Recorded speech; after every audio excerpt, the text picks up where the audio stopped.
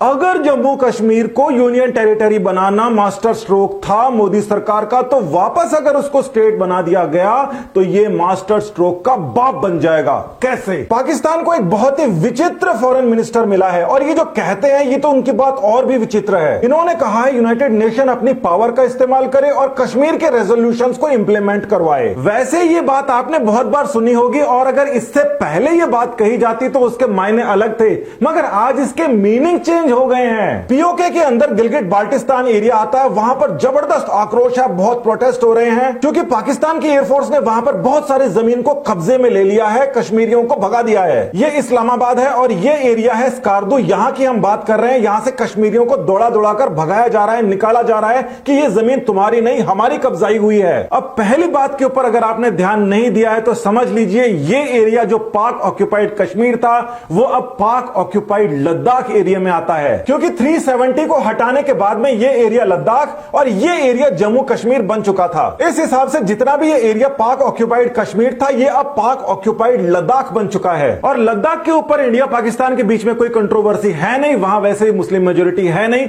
जिसके ऊपर पाकिस्तान हमेशा से अपना इलीगल दावा करता आया है। अब बात यह आ जाती है कि 370 को हटाने में इतना समय क्यों लगा और कौन कौन वो लोग हैं जो 370 को वापस लागू करने के लिए कह रहे हैं। सबसे पहले ये देखिए 25 मई 2019 की ये बात है। यहां पर कहा गया था कि नरेंद्र मोदी किसी भी हालत के अंदर 35A और 370 हटा ही नहीं सकते। फारूक अब्दुल्ला का यह बयान था और उन्होंने धमकी तक दे डाली थी कि अगर इन्होंने 370 हटाया तो हम उनको देख लेंगे। ये बात कहने के 2 महीने बाद में 370 हटा भी लिया गया और देख भी लिया गया कि ये क्या चीज देख रहे थे। 370 के ऊपर कांग्रेस पार्टी भी हमेशा से कहती आई है कि टेक्निकली ये पॉसिबल ही नहीं है और ये जो खबर है ये 2014 की है। यहां पर कांग्रेस पार्टी के प्रवक्ता ने खास तौर से यह कहा था कि जो लोग ये कह रहे हैं 370 हटा देंगे, बहुत पहले से आंदोलन भी करते रहे हैं, लाल चौक के ऊपर झंडा भी फहराते रहे हैं, उनको थोड़ा सा भी ज्ञान नहीं है। उन्होंने एक तरीके से मजाक उड़ाया था अंडरस्टैंडिंग का कि जो हमारे पास अंडरस्टैंडिंग है उसके ऊपर किसी के पास अंडरस्टैंडिंग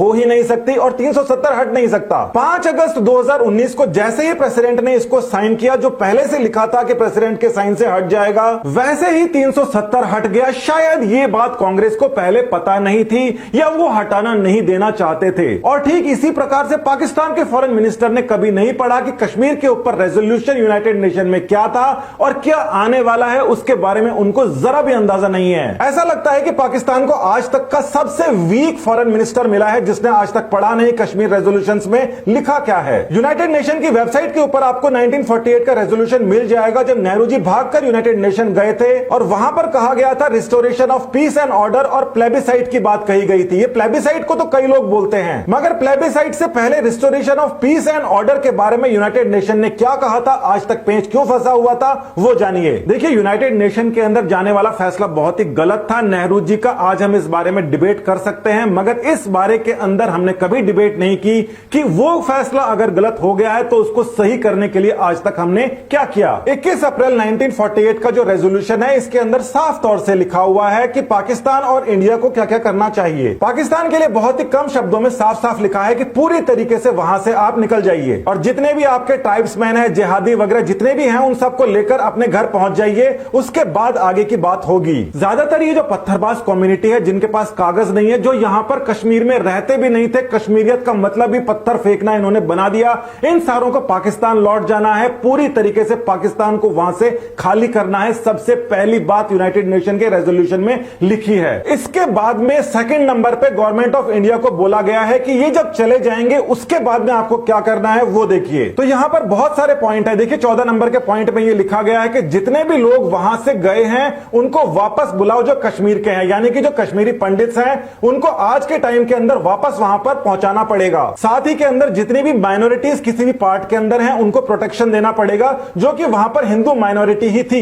ये 2 कंडीशन अगर पूरी हो जाती है तो उसके बाद में प्लेबिसाइट के बारे में सोचा जाएगा, यूनाइटेड नेशन से डिस्कस किया जाएगा, मगर उसके पहले ये दोनों की दोनों कंडीशंस पूरी करो, पाकिस्तान वापस जाओ, कश्मीरी पंडितों को वहां पर बसाओ। अब देखिए 5 अगस्त 2019 को 370 हटा लिया गया और जो काम 70 साल में नहीं हुआ था मोदी सरकार ने 75 दिन के अंदर कर दिया और ये बिल्कुल सही स्टेटमेंट है, क्योंकि यहीं से शुरुआत होती है कश्मीर के मुद्दे को सेटल करने की। और हमेशा से कांग्रेस कहती आई थी, 2014 के अंदर भी उन्होंने कहा था कि ऐसा तो हो ही नहीं सकता, जब ऐसा हो गया तो उन्होंने क्या कहा? कांग्रेस पार्टी ने कहा कि इस 370 को दोबारा से आपको रिस्टोर करना पड़ेगा, हम नहीं मानेंगे। जिस दिन से 370 हटाए पाकिस्तान के होश फाख्ता है, हर जगह जाके मारा मारा फिर रहा है, हर प्लेटफॉर्म के ऊपर जाकर बोल रहा है 370 को वापस लगवाओ। और चांस की बात है कि यहां पर कांग्रेस पार्टी भी वही कह रही है। थोड़े समय पहले दिग्विजय सिंह, जो कांग्रेस पार्टी के बहुत ही सीनियर आदमी है, उन्होंने भी यह बात कह दी थी और बीजेपी इसका मौका क्यों जाने देती। मोदी कैबिनेट के अंदर मिनिस्टर है गजेंद्र सिंह जी, वो कहते हैं कि पाकिस्तान का इंटरनेशनल एजेंडा और कांग्रेस का इंटरनेशनल एजेंडा एक ही है। अब देखिए, चांस की बात है कि कांग्रेस पार्टी 370 के ऊपर जो स्टेटमेंट देती है, पाकिस्तान भी वही देता है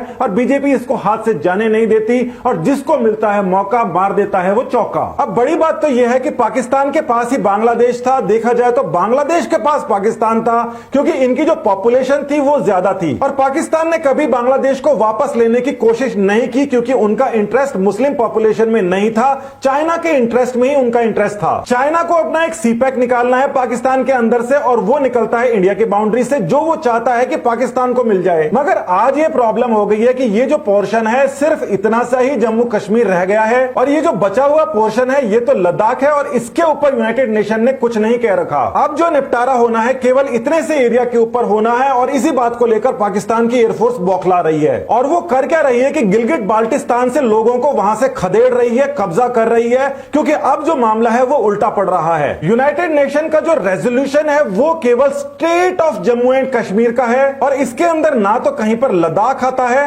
और ना ही लद्दाख के अंदर मुस्लिम पॉपुलेशन ज्यादा है जिसके ऊपर पाकिस्तान कुछ बात कहे। वैसे मुस्लिम पॉपुलेशन तो ज्यादा शिनजियांग एरिया के अंदर है, जहां पर चाइना ने उनकी दाढ़ी काटकर क्लीन शेव कर दिया और अब वो उसका नाम किसी और के सर पर मंड रहे हैं। 100 बात की एक बात है कि पाकिस्तान को आज तक का सबसे कमजोर प्राइम मिनिस्टर, सबसे कम नॉलेज रखने वाला, सबसे खराब फॉरेन मिनिस्टर मिला है जो पाकिस्तान का बेड़ा गर्क कर देगा।